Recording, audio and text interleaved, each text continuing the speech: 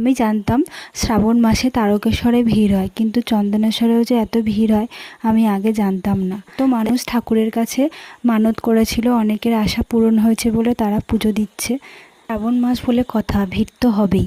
আগের বছর আমি গেছিলাম তারকেশ্বরে, আর এবছরে এলাম চন্দনেশ্বরে। চন্দনেশ্বর মন্দিরের বাইরে এই দোকানটাতে দেখলাম অনেক ধরনের শিবলিঙ্গ আছে, তাই আমি একটা কিনে নিলাম। আমাদের বাড়িতে যে শিবলিঙ্গটা আছে সেটা একটু ছোট, এই শিবলিঙ্গটা একটু বড় দেখে কিনলাম।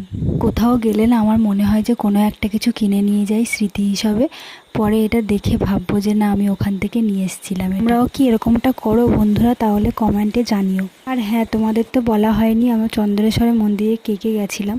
এই যে এখানে আমার দুটো ননদ, তারপরে ছিল রনি, আমি আর আমার শাশুড়ি মা। তোমাদের কেমন লাগলো বন্ধুরা আমার এই ভিডিওটা? আর তোমরা শ্রাবণ মাসের প্রথম সোমবার কি করলে জানিও কমেন্টে।